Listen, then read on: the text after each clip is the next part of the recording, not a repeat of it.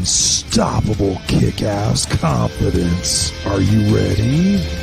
Welcome to the Raw and Unscripted Show with Christopher Rausch, where we help you overcome your self-created crap without the self-help fluffy bullshit. Now please welcome our host, Christopher Rausch.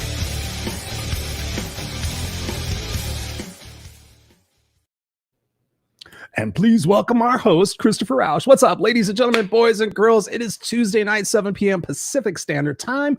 Your place for the Raw and Unscripted Show with yours truly, Christopher Rausch, the place where I help you overcome your self-created crap without the self-help fluffy bullshit. What's going on, ladies and gentlemen? Whether you're watching us live or on the replay, we appreciate you being here. Our Misfits for Life of the Kick-Ass Nation appreciate you guys. I know you guys, some of you watch it live, some of you guys watch it on replay, and there's a large majority of you now that are listening to it on podcast. So thank you. If you love watching the video cast, you can always take us along with you on podcasts, wherever podcasts are sold. Just go in there and type in Raw and Unscripted. You could type my name, or here's another thing I just found out. Check this out, guys. Go to Google and type hashtag No Excuses Coach, and guess who comes up? Guess who owns that space? Yes, ladies and gentlemen, I am the No Excuses Coach. You can find me all over the place that way. So we appreciate you being here. And as always, ask us questions, engage with us.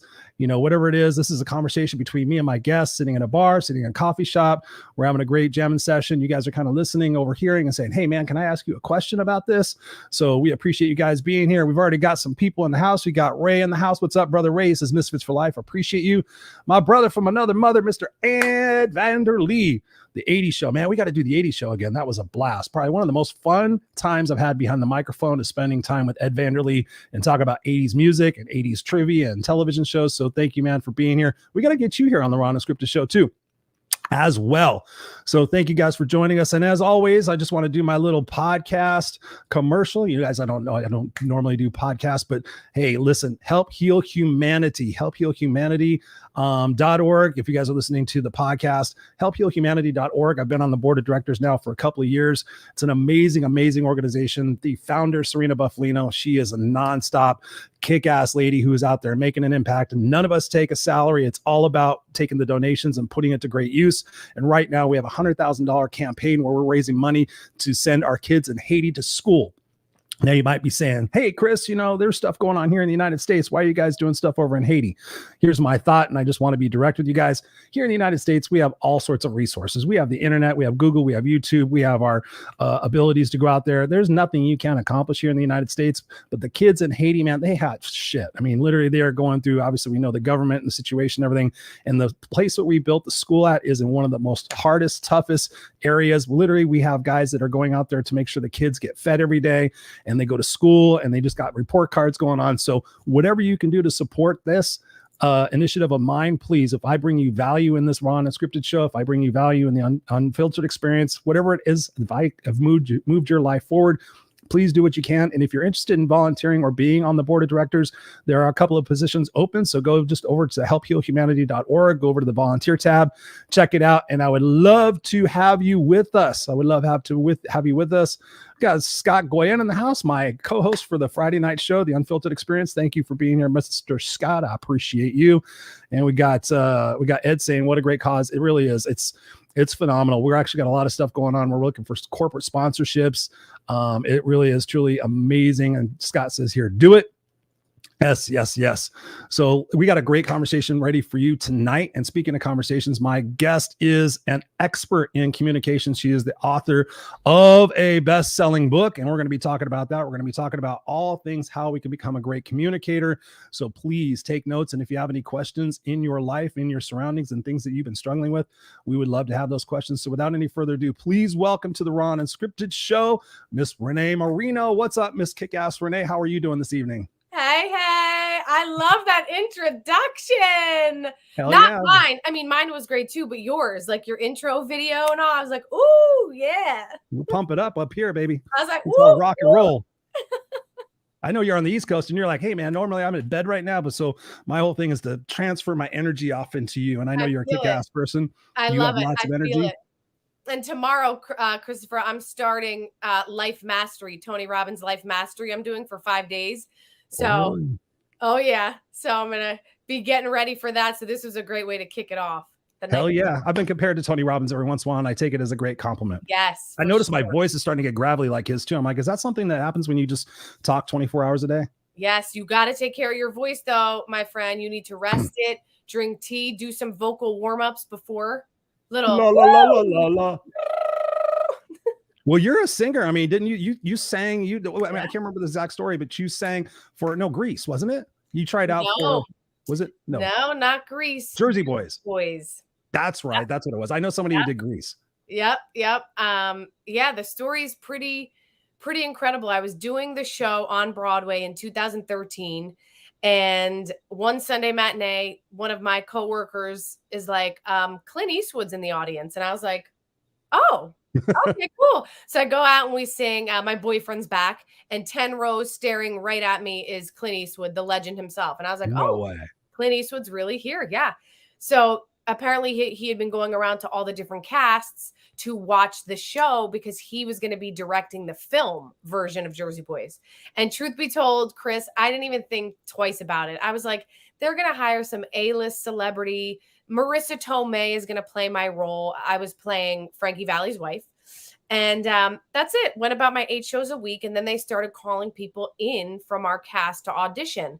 And they were looking for a Mary. So at that point, I was like, all right, well, I never did TV or film before. I'd only done Broadway. And I was like, well, I'd love to be a part of the film. I don't care if I'm like a face in the crowd scene. This would be a great opportunity. So my agent and I, we try to get me an appointment. For some reason, they won't see me for the role of Mary, but they give me an audition for one of the smaller roles, one of the angels who sings My Boyfriend's Back. And Chris, at this point, I'm thinking like, okay, every other girl I know got an audition for the role I play. I'm her type, the description, sassy, totally. Jersey girl. And I'm thinking like, what's the problem? And I'll never forget hanging up the phone with my agent. And I like sat down on my couch. And I always say as a communication coach, step 1 in being a master communicator is having that communication with yourself. Yeah. And I sat on that couch, Chris, and I felt my feelings. I cried. I was like talking out loud. And I was like, all right, God, you're either trying to tell me I am not meant for this business, or I don't know what else to say. So about a half hour goes by. And then I was like, you know what? I'm still going to go in. I'm going to audition for one of the angels. So I go in that day. The casting director and I are having a great conversation. And then he says, Renee, would you like to sing the song first or read the scene? And at that moment, I'm not kidding, I heard this little quiet voice within say, you have to do this. It feels too right. And before I even knew it, it was like the words came out before I was even consciously aware. I said, Jeff, I was really hoping to come in and read for the role of Mary Delgado. And he looks at me and he goes, I was just thinking the same thing. And I'm like, oh, amazing. Great. Awesome. All right. So I do the audition that day. Leave there feeling so happy, not because it was ever about, oh, I think I'm going to book this role, but it was the fact that because I communicated that day and I had the confidence to speak up, I created an opportunity for myself, right? So go back to my 8 shows a week. 2 weeks later, I get a call from my agent and she's like, you're Mary Delgado in the movie. Clint Eastwood loved you. And I was like, woo! Almost peed my pants. I run out. This is the crazy part. I happened to be at my childhood home in New Jersey, down the street, basically from where the whole storyline of Jersey Boys takes place. And we're about to leave for my older brother's wedding. And it's my mom, my dad, and my grandmother. And I start screaming. I run out of my little childhood bedroom and they're like, what's going on? And I'm like, I'm going to be in a movie, like hysterical. Cut to first day on set. And I'm sure everybody watching, listening can understand that feeling of like doing something so brand new, stepping so far outside of your comfort zone that you feel like you're jumping off of a cliff. That's what I felt. And because I'd never been on a film set before, like this was brand new. And just picture this, like I'm starting at the top, right. I'm like, oh, no movie ever.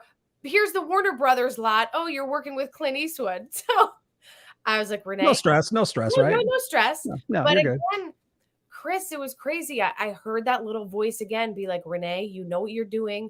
Clint Eastwood hired you. Trust in your talent and leap. And I walked through the doors that first day. Everyone's like, Renee, welcome.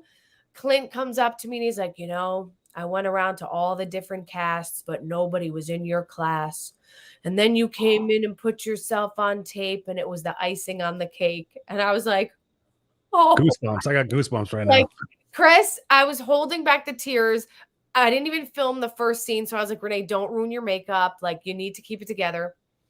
That day and every day that followed, I would sit with Clint. We would eat lunch together. No way. Every day, Chris, and I would pick his brain like a sponge. I'd be like, Clint, what was it like when you started acting? Clint, what does this camera shot mean? Clint, what do you think? I think I want to start with a new agent. Do you have any good suggestions? I mean, for me, it was like, when am I going to get this opportunity again? I'm in the presence of greatness. I'm going to soak this up like a sponge. And so much, again, of being what I call a master communicator is in the listening. Being what I like to say, a complete listener, where it's not just listening until you're finished talking and I can start, but listening to truly hear what the other person is saying. And I did that with him. I mean, I could pull out my journals right now and just read you the pages. Like, I would come home every night, write about everything Clint taught me. And then a month into the movie, I'm eating once again. Eating's what I love to do most. Okay. I'm Italian. That's what we do. Italian. Yep. That's what we do. So I'm sitting, eating, and it's Clint, myself, and the producer of the film. And they start talking about how Clint knew he wanted me for this role when he saw me perform on Broadway. And I put down my fork, which takes a lot to do. And I go, do you guys want to hear a funny story? I actually didn't have an audition for the role of Mary. They wouldn't give me one. The only reason I got to read is because I opened up my big mouth in the room and asked. Yeah. And Chris, they look at each other and they're both like, hold the phone. What do you mean? We requested you. We said, we want the girl from the Broadway show to come in and audition for Mary. Whoa. Somebody was sabotaging you? I came to find out that day that there was a middle person, casting associate, who had just been juggling a few films at once and dropped the ball on calling me into audition. Whoa. Isn't that crazy? And I love this story. I love sharing this story so much because it's such a representation of the power of communication. Like, think about it. Clint at the time was about 87. Damn. Totally with it. I mean, he's amazing at the gym every day, like perfect, like totally with it. Amazing. Does he carry a 45 around with him? I just want to know. Listen, if he is, I don't know. Go ahead and screw that part up. Yeah, exactly. But like, if I didn't speak up that day, I truly could have missed my once in a lifetime opportunity. And the funny part is, I would have been going about my life, never knowing Clint Eastwood was waiting for me to walk through that door. And I'd probably be sitting in the movie theater watching Jersey Boys instead of being on the screen in Jersey Boys. Oh, Renee, I love that story. Talk to us about, you mentioned a couple of things in there I want to dive off, and you talked about listening skills. I know that for me changed my life when I became a much better listener. And what I talk about in my coaching program is talking about hearing versus listening. Like, we can have selective hearing disorder. You know, I could sit there and listen to you. You could say 50 words. I could pick up on 10 because I'm not paying attention. I could put those 10 words together, make an assumption, and walk out of here and have a miscommunication going on. Talk to us about the importance of listening skills and what perhaps us and the viewers can actually learn from your experience in having better listening skills, because I think it's so important. Oh, it is so, so, so crucial to how we communicate. I mean, it is one of the most clear issues I see in our world today. I mean, anyone can just turn on the news, turn on the TV, just walk about the world, and you will see and observe people who are not listening. And a big cause of that, I believe, is the fact that we have so much distraction. Chris, I could be sitting here with you, and if I have my phone close by and the notification goes off, guess what? You're talking, I've just checked out. Yep. And now my focus has gone down to like, who's that text message from? Oh my gosh. And then I check back in, and like you said, maybe I caught about 5 or 10 words, but I didn't absorb what you were saying. Mm-hmm. And when we start to become aware of this, we realize how much of our time is spent task switching.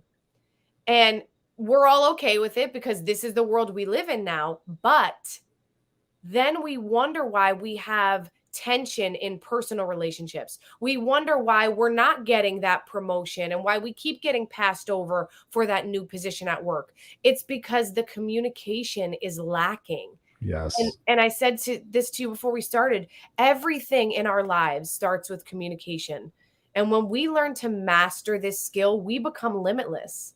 So when it comes to listening and actually being able to sit back, take a breath, ground yourself, we are all so accustomed to being on the move so quick because of our attention spans. They've waned. We're used to just going back and forth, tabs open on our computer. We're talking to someone, the phone rings, we grab that. Because of that, research shows that our minds have begun to speed up because of that. So our attention spans are decreasing. So to combat that, be consciously aware of taking those deep breaths when another person's speaking. Give them that open platform to be heard. And even practice letting a second go by after that person's done speaking before you jump in with your thoughts and your counteraction and with your beliefs about whatever the subject may be. Because when you do, I like to say it's a two-way gift. Yeah.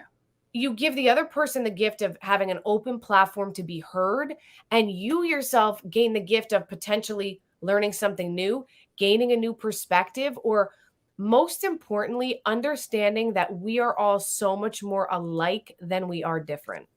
Dude, I was just saying that on a live earlier today. Exactly my point. The divisiveness and everything else that they're trying to perpetuate in the news. I'm like, we're more the same than we are different. So when I think about listening skills for me, some of the tips that I use, like sometimes because I have ADD on crack, so I can easily lose distraction and get caught up in things. But especially, when it's a super important conversation, I find myself like seeing the words. Like for me to really focus and pay attention, I see the words coming out of somebody's mouth, or I see the words like appearing in my brain. What type of strategies do you have to help people become better listeners? Yeah, that is great. That's such a great question. It's practice. Everything's a practice. We are habitual creatures. Everyone, let's face it. We're like, yeah, I'm fine. I don't have to completely cut out sugar. I could just have a little bit. And then what happens? We have a little more and a little more. It's just because we're habitual creatures. So this habit of not being a complete listener, we need practice. So the first step is ground yourself. Like even you and I are sitting literally picturing your butt like roots of a tree and your feet roots of a tree, like grounded in the earth. And that makes you feel a little bit more still, right? It makes you feel a little more in power. So you're not kind of floating all over the place, shoulders back. Take those deep breaths. And when I say deep breaths, so again, I've been a singer my whole life. Breathing is 80% of singing.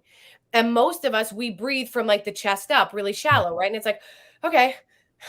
And then we lose breath and we lose focus.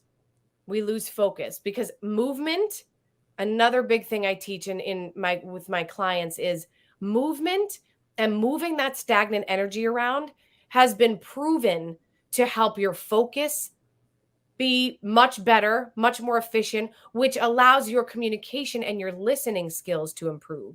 So taking deep belly breaths. So literally put your hand on your belly. And when you take a breath in, feel as though you're expanding like a tire or a balloon, and you'll feel your stomach push against your hand. And then when you exhale, you'll feel your hand go back in with your belly. And start practicing breathing like that. And when you do that, your whole system starts to slow down. So then you can actually hear what's being said. And as the person's talking, I love what you just said. Picture the words. Jim Quick talks about this a lot. When people introduce themselves to you and they say their name, sometimes we're like, oh my God, yeah, hey, Chris. And then a second later, we're like, oh, crap, name, right? Yeah. But if you picture, and I've been doing it to my neighbors around where I live, if you picture like writing Chris on the person's forehead, it helps you to visualize it and remember it. So when you're in a conversation, especially when it's a conversation that may be someone with an opposing view or someone who thinks a little bit differently, right? And you automatically want to like jump to be like, no. Just take that step back, take another deep breath, and remind yourself, you know what? I'm going to have my turn to speak, but I want to hear what is being said. And the more you practice that, the more you'll see it gets easier because you start to calm down a little bit. It doesn't become such like a high pressure situation where you're like, I got to get all these words out and I have to tell my side of the story or else the world's going to end. Yep. Right? It's like, no, we're good. Let's have a two-way conversation. And if you start to treat it like a bit of fun, like, oh man, this is so exciting. I'm learning from Chris today. Like, what does he have to say? And then I sit back from that perspective, man, like magic happens. Yes. Renee, you're dropping bombs here. I have so many questions to dovetail on that. So thank you for that. We catch some of these comments in here. We got Teresa in the house. Teresa Velarde. She was actually on the show last week, and I was on her show today. She was talking about your whisper. I love that. She says, I love this story. We got Scott saying, I love it. And he says he's making fun of Clint Eastwood. He says, "Make my day." Yes. We got the awesome Jason Hill in the house. Yes, Jason. Hey, Jason. Yeah, he goes, "You two rock." Of course we do. You rock too, brother.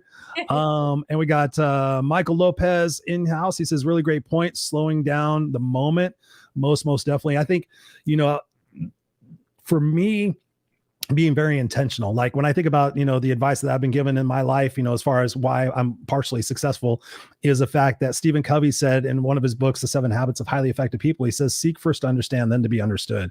Yep. And when I started adopting that rule, both professionally and personally, it's incredible how better my relationships started happening. My personal relationships, my friendships, my partnerships with vendors, even just dealing with the automotive repairman, like just really seeking first to understand and listening and paraphrasing back to that person and letting them, like you said, make them feel like they've been understood and they've been listened to. My question for you is, when I think about, for me, why I had to become a really good communicator in my house, the communication sucked. It was yelling, it was screaming, it was nobody was listening. It was just all that stuff, like you said, trying to get the point across. What was it for you? You're a movie actress, you've been on Broadway, now you're the communications expert, you've written a #1 best-selling book. For you, what was that in your life, your childhood or your adult life that caused you to say, hey, listen, I got to really focus in on this communication aspect? What was that story for you? As a little girl who grew up in a very close-knit Italian-American family, you could most often find us sitting around the kitchen table eating, like I said before, eating, laughing, arguing, but nonetheless communicating. And for us, I was very blessed to be raised in this atmosphere where communication was open. And I was always asked by my parents as a little girl if I was upset. Renee, what's the matter? Right? And I never realized how important those words were until I got older and I started seeing the world. And when I went away to college and realized, oh, not every family's like my family, right? Not everybody wants to talk things out, because I'd be like, let's talk about it. And my roommate would be like, right? And I had to understand that my way wasn't always the right way. So I had to also take my own advice and sit back and say, okay, so let me understand the way they're communicating. Oh, maybe they come from a family where I had a client who described her family so beautifully. I talk about it in the book. She said, I grew up in a family that was communication phobic. Oh, and I was like, bam, that phrase, right? It describes so many people's situation, right? Communication phobic, this quality of just only talking about surface things. You don't ever go below the surface. You don't talk about feelings or deep experiences that you've had. And because of that in her life, she carried that through as an adult, and it was causing so many problems for her in her marriage, at work. So I started to see, as I got older and went through my life for so many years as a professional actress, I toured all over the country and beyond on different Broadway tours. And I got to see the world and my eyes were so opened. And I was like, wow, we are all so different, from different backgrounds, different cultures, different geographic places. And because of that, we communicate differently. And it's so important to understand the way we communicate. And in the book, I call it identifying your communication home. Because when you understand the most natural way of communicating for you, then you can develop those other styles. Like I said, for me, I had to start to develop that ability to step back and not always think like this has to be a full-on conversation. When someone's upset, maybe they need to walk away and just cool off. And for me, I had to understand that. And as I went through my life as a performer and being in the dressing room with my girlfriends and talking about who was dating who, I kept seeing this theme of communication being the driving force to that person's success in a relationship or the demise. And in 2019, I was doing Pretty Woman, the musical on Broadway. And my girlfriend was talking about this new guy she started dating. And we're all chatting about it. And I asked her a question, Chris, that I assumed was like the simplest answer. It was going to be a simple answer. And I just said, well, have you talked about it? Yep. Literally, right? Like thinking I did like the same thing. Right. And I'm assuming something else we do wrong. Right. I'm assuming she's gonna be like, oh, of course I did. And she was like, no, like I don't want to talk about it. I don't want to rock the boat. Like I don't want to bring it up. And it was like, boom, light bulb went off. And I was like, this is something so many of us need help with. I gotta write a book. And then that's kind of where the jumping off point started. And then I have to just share this and then I'll stop. Then I was at a restaurant with a friend of mine. This is like a week later and we're catching up. And next to us sits this family of 5 parents, a teenage son, and 2 young kids. And Chris, the entire meal, no one spoke to one another. All 5 of them had their head down in a digital device, and my heart broke because I looked over and thought to myself, here they are wasting these beautiful, precious moments of time, the one thing we can't get back, by immersing themselves in the virtual world. And then that's when the second light bulb went off and said, this is the part of communication that the book needs to be about. How do we balance these worlds of new school technology with what I call old school simplicity? Ooh, I love that, Renee. This is absolutely amazing, amazing. Teresa says here, she says, I can so relate to the communication around the table with your family. Sunday dinner is exactly that was a weekly event. And Teresa's a fellow Italian, and we were just I was going to say, I saw the last name ended in a vowel. Absolutely, absolutely. We got Ray in the house. He says, loving the content, no excuses, master communication. Woo! Definitely. Okay, so I have 2 questions in my brain. I'm going to go with the first one right now. So thinking about writing the book, I'm finishing up my book right now. It's a memoir, so it's a little bit different. But thinking about the book and thinking about, your passion for communication, what was the process writing the book for you, number 1? And number 2, if you had a billboard, what is the number 1 tip that you would want the world to see right now out of that book? So title of the book, the process of writing the book, and what's your number 1 tip that you'd want the whole world to see? The process of writing a book, I'm sure you will identify with this and so many others who are watching and listening who have this dream of writing a book. For so many years, Chris, I wanted to write a book. I've written a lot of I personalized children's books for my nieces and nephews. And I love doing that. I've always been a storyteller. I love writing. So writing a book had always been a dream of mine. But like many of you, I was like, yeah, I'm going to do it someday. Yeah, I'm going to write a book. And I now understand that what I was doing is believing that just talking about it was keeping me safe. I didn't have to actually do it, right? Until I got to the point, speaking of no excuses, coach, I was so sick of hearing myself make excuses. I was like, oh my God, Renee, really? So in 2017, without knowing the actual process of making it into a book, I finally said to myself, it was the night before Thanksgiving, a Charlie Brown Thanksgiving was playing on the TV, and I was sitting on my couch, dead serious, and I was like, I'm sick of this shit. I'm writing the first sentence. And that's it.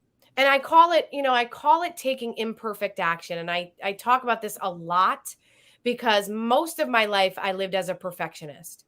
And we hold ourselves back all the time, boy. I know you know it, Chris. And I know your clients know it. Oh yeah, I'll do it when I lose the weight, when I feel better. I'll get on video when I like the way my hair looks, when I feel better about how I sound.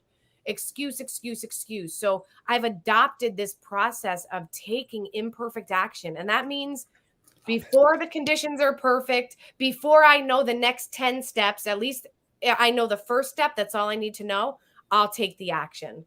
And that's what I did, Chris. And I kept writing and writing and writing. And I started to get ahead of myself like we do. And I was like, well, I don't even know, like, what's the editing process? What about finding a book publisher? And I just kept putting the goggles on and saying, no, write. Just write the book, girl, write it. And Chris, I'll be honest with you. I wrote this book at the hardest time of my life. Yeah, you were going through some shit. I lost my father. 3 days later, I had a miscarriage.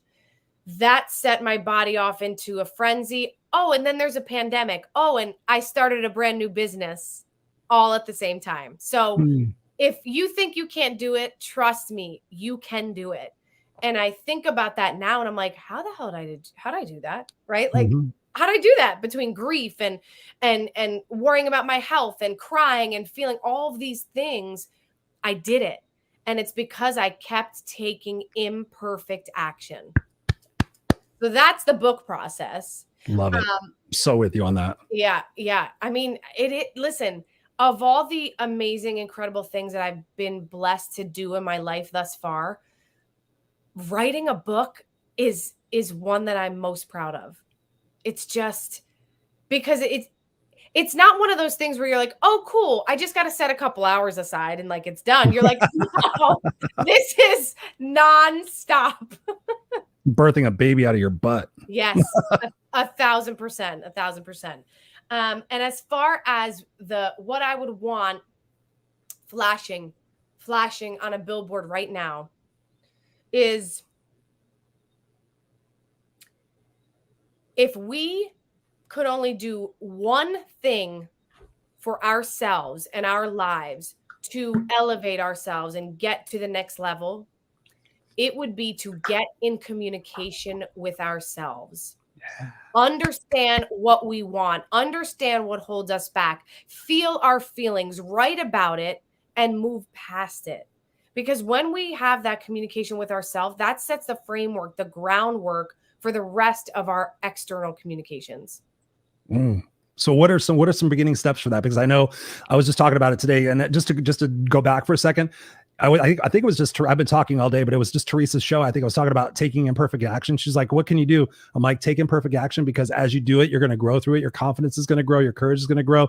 You're going to figure it out. That's what it was. When I was thinking about, she asked me how I became the no excuses coach. And I said, my coach sat down with me and said, what differentiates you from other coaches? And, what is the reason why you're here? And I said, because I never gave myself any excuses. And because I was literally unstoppable. It was like, I just took a step and I figured it out. And I took a step and I figured it out. And I took a step and I figured it out. And I kept going. So I'm with you on that totally. And as far as the aspect of having those conversations with ourselves, I look at it this way, what's the question I can ask myself when I'm honest and really answer that question that's going to move me forward? Like she said, give me an example. And I said, ask yourself, when did it become acceptable to be mediocre? And she's like, oh, I like that, because it's never been acceptable. Okay, so now you have the answer. You've been honest with yourself, and now you start taking progressive action, even the imperfect actions. You don't play the someday game, hoping, wishing, and praying that this is going to happen or that's going to happen. You just dive into it. But from your perspective and what you write in the book, what are some examples of what we can do to have that conversation with ourselves and really, like you said before, listen to that whisper? Chris, I am all about simple and easy to implement tools. Like, because of my personality, I'm like you. I'm an implementer. So I'm like, all right, let's figure it out. Let's do it. I don't want to wait 6 months to be able to implement something. I want to do it now. So that's what this book really is. I mean, it is a guidebook full of so many simple tools and practices. And one of those practices is to wake up in the morning, and the first thing you do, well, after you pee and do your business, come back to your space, right? Leave the phone aside. Most of us wake up. What do? We turn over. We're like, oh, my alarm went off. And then we start scrolling. Yeah. And what that does is it takes us right outside of ourselves. It's like, oh, good morning. Let me run away from myself. Mm-hmm. Let me see what Chris is doing. Oh my God, Chris just did that amazing thing. Why can't I do that? See, I suck. He doesn't. Boom, comparison mode. And Iyanla Vanzant stated it so beautifully. I have the quote in my book. Comparison is an act of violence against the self. Ooh, I love that. Right? Mic drop. Like, It's so true. And that's what many of us do, because we are addicted. We are conditioned to go right to the phones. So come back to your space. Stay quiet. If you're a parent, you have your children. I understand it's so hard. They're calling for you, but 5 minutes. And if you don't have 5 minutes to yourself, then you're not living a life, right? You're living it for everyone else. So take 5 minutes, set your alarm if you need. Ask yourself this one question: how am I feeling? Take the 5 minutes, pull out a piece of paper. Hopefully you have a journal and a pen, and write it. Don't put it in the notes app of your phone. Yep. Physically put pen to paper, because research shows time and time again that is what allows you to fully absorb what you're reading or what you are just putting on that paper. Yeah. So what does this do? It's almost like stream of consciousness, because we have so many thoughts, feelings, experiences stored in our subconscious minds that we aren't even aware of. Mm-hmm. And when we ask ourselves this question, it activates the mind in such a way that now the subconscious is working, and we're pulling those thoughts from our subconscious into our conscious mind through the hand and onto the page. And it's like, this like dump, this like brain dump. And then you get to look back. This is the best part. Don't think about it. Just whatever comes up. It could even be like, I don't know why the hell Renee told me to do this. This is so stupid. Trust me, eventually other things will start coming out. And then you look back at it, and it's like a spiritual mirror. Mm-hmm. And sometimes you're like, oh, shoot. I thought I was not upset with Chris anymore, but apparently I am, right? And this gets you in connection with yourself first before connecting with anyone else. And it starts your day off in a grounded place. Love it. Love it. Love it, Renee. That is beautiful. I truly believe in that. That's one of the things I talk to my clients about as well, is once you take, I have always pen and paper everywhere near me, because once you do that, especially like when you're writing goals and stuff like that, when you write it out, it's like you're making a declaration. You're making a declaration to say, okay, this is important to me, not using the digital aspect. Yep. The way I start my morning off is before my eyes even open, I say what I'm grateful for. And some of that stuff is always the same. And then I always find new things to be grateful for. I'm thankful for the person that made my bed. I'm thankful I have enough money to have this bed, blah, blah, blah. And then the second thing I do is I set the intention for the day. So most of the time we get up, we hit the alarm clock. Oh, fuck, today's going to be a shitty day. I got to go to work. There's probably a lot of traffic. So we already set ourselves up for the story. And then our reticular activation system in our brain goes, oh, let me go find validation in that. Let me go find truth in that. And that's how we screw our day up. So I love the fact that what you're saying is being intentional. Like really being intentional with yourself, giving yourself that love and that respect. If the kids are loud and everything, teach them how to be able to fend for themselves, have your spouse go take care of it. But to your point, be in that moment and really own those first parts of the day, because that's the way you own the day. And that's something I've learned from myself, because I always was trying to own the week and own the year and everything else. But I read Aubrey Marcus's book, How to Own the Day, or How to Win the Day. And it was just like, the simple little things that you do can have massive, massive results. So I love that. One of the things I definitely wanted to ask you about, for me in my communication journey and my relationship journey, it started back when I was in a corporate job, and me and a couple of other people had this, relationship conflict, this triage of conflict and everything else. And so my boss sent us to what we called marriage counseling. We joked around about it. We're all going to this communication seminar. And during the break, we all met up for lunch, and we all came back. We're like, did you hear what they said about this? And what the thing was the different learning styles. So we found out there's visual learners, there's kinesthetic learners, and there's auditory learners. And we found out that Sharon was a visual person, I was an auditory person, and David was a kinesthetic person. No wonder we were having these challenges in our relationship, because I would sit there and say to Sharon, hey, Sharon, how does product 60300 look? Do we have enough in stock at location V12? She's like, and she would get all pissed off. And I'm like, what are you getting all mad about? And she's a visual person. Judging by the status of her desk, she had a bunch of stuff off there, so you can actually see that. So once I started realizing and looking at how people are actually learning and how they're receiving information, my relationships improved dramatically. Can you speak to that and elaborate more on what I'm talking about? Yes, I love that. And it's so important, because we are all so unique, right? Listen, We're all human beings. So we are all so interconnected. We experience the same emotions, maybe not with the same circumstances, but nonetheless, we're all still human beings.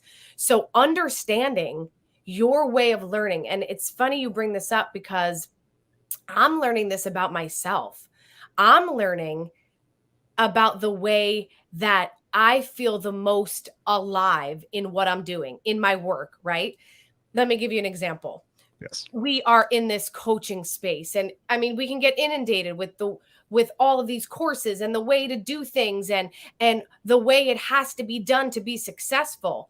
And in the beginning of me starting my business, I'm like a great student, right? So I'm like, okay, well, Chris said this, so I'm going to do A, B, C, and D, and I do it and I follow along perfectly. But I started to realize, well, Renee, after learning about, have you learned about the human design? Yes. Oh my gosh, that has changed my life. Yes. But it reminds me of like whether you're a kinesthetic learner or you're auditory, it's similar in that way, because what I learned about myself is I am open everywhere, right? So I'm very much an empath. I absorb people's energies very easily. I'm very, very emotionally intelligent. So like when you tell me a story, I'm feeling it with you as you're talking about it.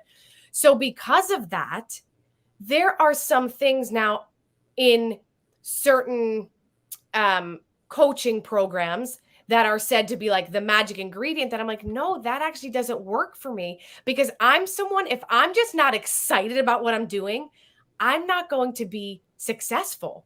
Right. So that means that maybe I don't over organize my days and plan every 20 minutes perfectly, because that doesn't work for me. So when I tried to do that, I was feeling resistance because I didn't realize, oh, Renee, that doesn't work for you. So what's so powerful about what you just described about understanding what kind of learner you are, when you know that, then you're able to receive the other person's style much better. So then when your coworker gets a little frustrated, you have the wherewithal to be like, oh, okay, this isn't personal. This is just for her. This is not comfortable because it's not the way she learns. Yes. Yes. So beautiful. And the other aspect of that, let's see, I want to get Teresa. I can't remember if I got this one. Figure it out as you go along. No mediocrity. I love this conversation. Thank you, T. I appreciate you. One of the other aspects that I've learned in my communication journey and my relationship journey is, and something that I definitely wanted to pick your brain on this. I was just doing a live with it earlier with Nicole, talking about, I'm not a news person. I'm not a political person. The divisiveness that's going on in the world, the Republicans and Democrats, vaxxers, anti-vaxxers, all the different things that are going on. The thing that breaks my heart is I'm seeing in the news headlines that I do see sometimes is the fact that they're, insinuating that there's a potential for a civil war. And I think about, the divisiveness and the name calling and the stuff that we've seen in the news media, last couple of years, and people losing family members because of their position on vaccinations or whatever else. Talk to us about the conflict resolution aspect of what you teach, because there's so many different aspects of it and layers of it. What are some highly recommended tips that you have for first approaching somebody that you might have a disagreement with, but also kind of navigating those waters and being able to diffuse some of that tension? All right, my friends, this is a boulder here. So take out your pen and bold this and highlight it. Let's go. Communication does not mean confrontation.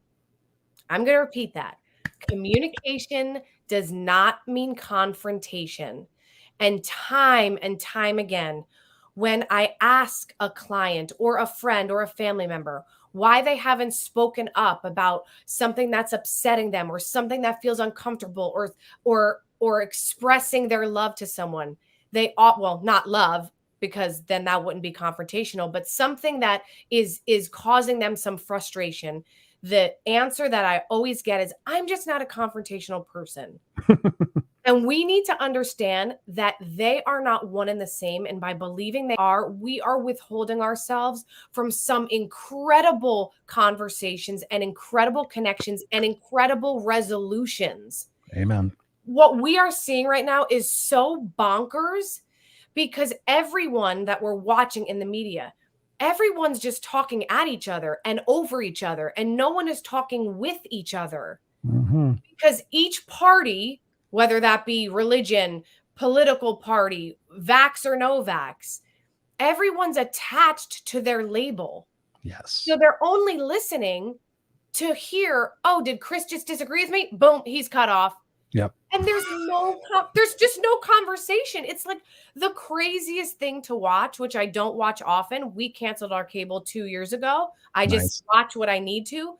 But when I do, Chris, I'm like, this is insane. Frightening. it's so frightening because we can't have a conversation. We can't have a conversation because the minute one person disagrees with someone else, they're cut off, and then we're back to square one, right? And then I feel like we're just a bunch of elementary school kids or high school kids fighting over, the girl we like, and nothing is getting resolved.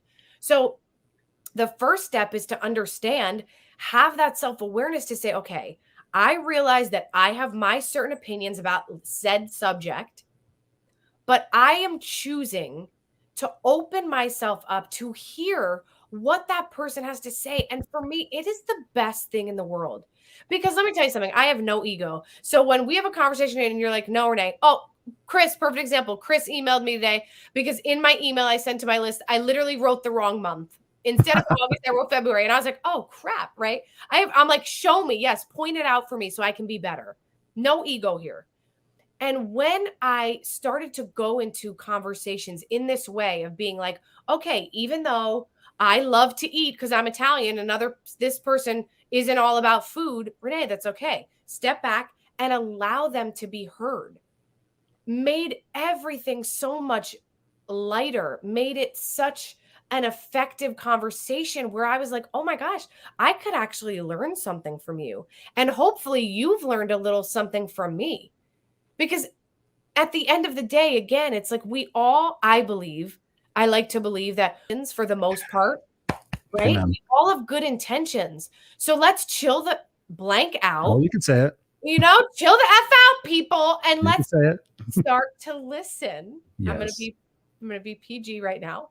But let's start to listen because this is the number one problem above anything. People think it's about vaccine. They think it's about, whether you believe in this. It's not about that. It's the fact that nobody is listening to one another. Yes. And then you put on top of it, that's such a great point, Renee. Then you put on top of it cancel culture. And then you put on top of it, you got the new millennials, the Gen Zs, snowflakes, hurt my feelings and everything else. So everybody's just sitting here, and what they're doing is they're going into the group think. They're like, hey, I'm going to go move to Florida where everybody agrees with me. I'm going to go hang out with these people where we can all pontificate together and point fingers at everybody else instead of taking responsibility for having those conversations, for having those challenging conversations to say, hey, listen, you know what, Renee, I understand that you have a different opinion of me. Tell me where that came from. Tell me, did you grow up with that?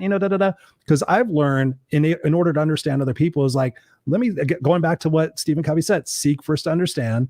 And so I've been able to have so many conversations. I've got friends on the left. I got friends on the right. I got friends in between. And I'm always trying to be the bridge. I'm always like, okay, listen, if you sat there and watched Fox News for the next 3 weeks, you'd probably be going, wow, the guys on CNN don't have their shit together, or MSNBC, or if you watch, wherever you watch, whatever it is that you put into your brain, that's going to be part of your mindset thinking. So to your point, being able to say, hey, listen, you know what? I disagree with you, but let's have a conversation with that. How can we meet in the middle is brilliant. You take all those different aspects that we're talking about, the different learning types, learning styles, the different cultures. Did you grow up in a culture where it was okay to voice your opinion? Are you a female that grew up back in the 50s and 60s where you almost didn't even have the voting rights? I mean, all these different things, the ramifications, if we seek to understand and say, hey, listen, if I walked in Renee's shoes, if I grew up in her culture in an Italian family, might I be like her? Yes or no? Absolutely yes. Okay, so good. Like you said, we're more the same than we are different. Let's see where we can meet in the middle, because ultimately I believe that we all want the same thing. It's just the manner in which we go about it, because then our ego comes into play and like, well, if it isn't my idea and everything else, then I'm going to take offense to that and I'm not going to agree with you because that makes me less than. And that's just all a perception. 1,000%. And then we fall into, because we have such easy ways out of this honest and effective communication, we have what I call keyboard confidence. And keyboard warrior. Keyboard confidence is that confidence that's only present, that's raw and unfiltered confidence present when you're behind the screen and typing on that keyboard. But in order to be a master communicator, you must have that same confidence you have writing those posts and going about those rants that you would if you were face to face with that person. And a great way to delineate is to ask yourself this one question before you post, before you text someone, before you send out that email. Would I feel comfortable saying this to this person if I were face to face? If the answer is no, take out that journal, have a cathartic writing session and put it aside and only write or email or text what you would be comfortable saying. And the reason I talk about this is because in this digital landscape that we're living in, technology is such a gift, but it's such a source of danger because we can hide all we want. I can type whatever I want. Oh, Chris, yeah, blah, blah, blah, blah, and then I share my opinion because we have this right of free speech. But are we really being authentic within ourselves? Because if we wouldn't feel comfortable or confident saying that in person, we should then keep that to ourselves. Because then that's being Renee, who you see behind the computer, and then someone totally different if you met me in person. And the goal, I believe, if we want to live the lives that we have on our vision board, if we want to have those relationships and the success, we must merge that to be one person. I'm Renee, Chris. If you met me at my house right now, off camera, it would be the same thing, except I'd give you a big hug and I'd probably say, let's eat something. Yeah. Right? But it's the same person because every day that I show up on video a lot, right? I teach a course called Connecting on Camera. I'm the same damn person on camera that I am off. And that's contributing to our problem in society right now is because we have the safety of screens. We think that we can say and do whatever rolls off. Yeah, no, to your point. I mean, I love this conversation. Like I told you, but I love communication. We're winding down here for a second, but what you're saying is massive. The thing that I think about as part of our last topic is, I mean, the time's already flying by, is body language. Like I knew, like I talk about resting bitch face. Like I learned about this before, like before I was on camera and doing, the shows and everything, I started watching myself. This is why I keep a monitor up right now, is because I noticed that like when I'm really like serious, I noticed that my face looks like I'm pissed off, like I'm like not paying attention, like I could care less. I've had people every once in a while say that. So I'm like very intentional about my body language. And when we're keyboard warring, we don't get that intonation. We don't get that. And I can't remember what the statistic is now. I always have a hard time saying that word, but I think it was like 85% of all of our communications through our body language. So what types of tips do you have for people to really consider that when they're typing out emails and they're having these keyboard warrior things? And I love your point to the fact, because I'm the same way. I'm just Chris. Like people meet me in person, like you're exactly the guy you were on your podcast. I'm like, it's taken me a while to be that, but yeah, definite authenticity. But talk to us about that body language aspect of the communication process. Body language, so key. I talk about this a lot. In the course I teach, it's like a live 2-day workshop. We go into networking, right? Because networking so important in any business, networking, creating those connections. And so often I see individuals at a networking event or at a party, and I don't even know what they're saying, but I'm like, ooh, they do not want to be here, right? Yep. They do not want to be here. What are you doing there, buddy? Right? Because everything is within themselves. Shoulders are hunched over. Oftentimes, they'll be facing away from the person instead of having an open chest, shoulders back, connecting, eye contact, right? Not going like this. Ready? What we often see. Yeah, right? That automatically creates a disconnect, whether you are conscious of that or not. When you are speaking and that person on the other end checks out for 1 second, they lose that eye contact, you feel your inner self, that whisper, feels that disconnection. So if we want to express our interest, we want to show that we are willing to receive the information that you're sharing with us in your conversation, in your communication. Again, go back to the practice I shared with you before, grounding yourself, whether you're sitting or you're standing. I love this visualization, but like picturing yourself like a tree rooted in the earth, like a big tree, with that strong trunk, and you just have your feet as roots into the earth. And what that does is that gives you that stability to then stack every other body part on top of that, so you feel present. Yeah. I see so many people with body language that's simply not present. And don't forget, smile, like a good old smile, like doing, even like letting the person know that you're listening, not doing this unless it's natural, but I naturally do it. I'm a head nodder. I'm like, right. Sometimes too much. I'm like all over the place, but I think because I know that I want that person to understand that I'm with them and I'm receiving what they're sharing with me. Mm-hmm. I love that. I love that. Renee, we've been going for 54 minutes. I want to invite you back on the show. I want to have you on the Unfiltered Experience because this probably out of all the topics I've had on my shows is so paramount, because once you start having better conversations with yourself, we didn't even get into negative self-talk. We didn't even get into all that other stuff. So we're definitely going to have you back. But where can people get a hold of you? What's the name of the book? And where can people get a hold of you? I'm going to flash that stuff up on the screen as well. She's got it right there, ladies and gentlemen. Yay! Becoming a master communicator. Yes. Balancing new school technology with old school simplicity. You can get this book if you go to becomingamastercommunicator.com. You can grab the book right there and find me. Connect with me, whether on my website, reneemarino.com, or I love Instagram. I love to connect with listeners and new friends. So send me a DM if you have a question or you just want to share what your biggest takeaway was today. I would love that. Yes. So we got it up there on the screen, becomingamastercommunicator.com. We got that. And then also we have your IG. I am Renée Marino. And we have, of course, reneemarino.com. This has been awesome. Thank you. Thank you. Thank you. I'm not going to ask you to sing with me, but maybe next time we'll do that. But thank you for being here on the Raw and Unscripted Show. I'm going to put you backstage for just a second. I'm going to end out the show, but don't go anywhere. I know it's late over there, but I just want to chit chat with you just for a second and say thank you. You're a rock star. There we have it, ladies and gentlemen. Another episode of the Raw and Unscripted Show here. Our guest tonight was Renée Marino. And what a fabulous way. If you guys missed the first part of the show tonight, go back and check it out. Renée tells an awesome story about her days as a movie star actress, how she was discovered on Broadway, and how she spoke up for herself, how she heard the whisper and said, hey, you know what? Listen, I'm going to speak up for myself. And if there's anything you get out of this conversation tonight, which there were definitely valuable nuggets. So I would love for you guys to type in the comments, whether you're watching live or on the replay, type in the comments what your takeaways were, because that's important to me. That's important to my guest. We always go back and we comment on the comments in the show. So we'll definitely take care of that.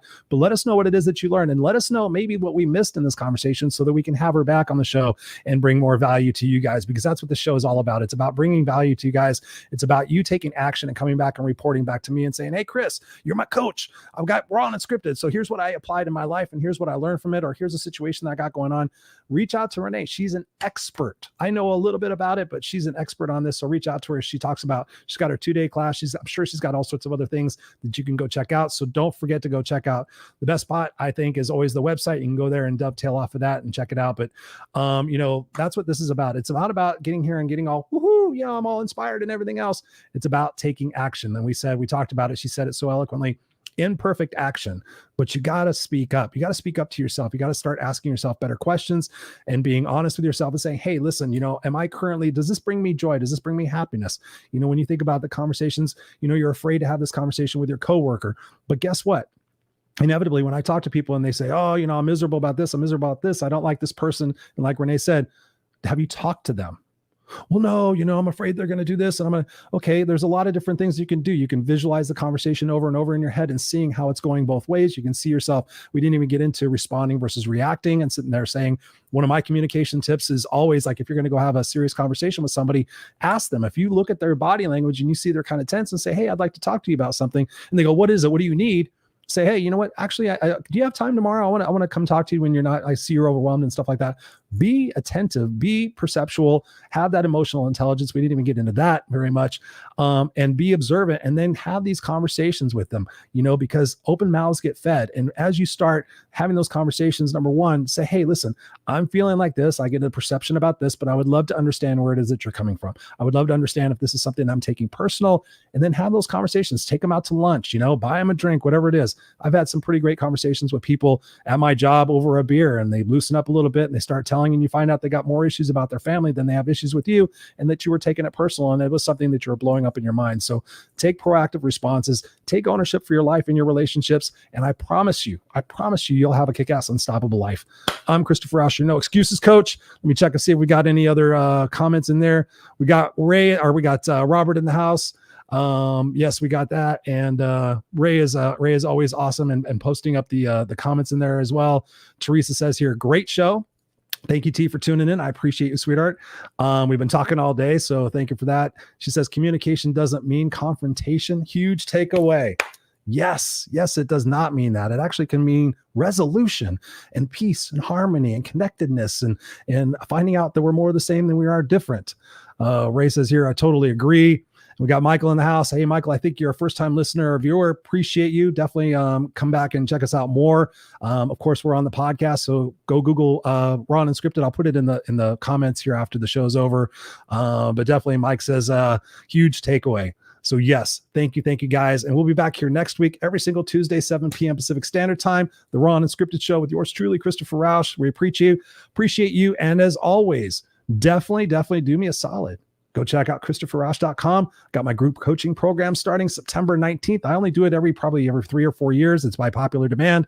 I'm looking for 10 solid individuals who are ready to commit to themselves to have a kick-ass, unstoppable life.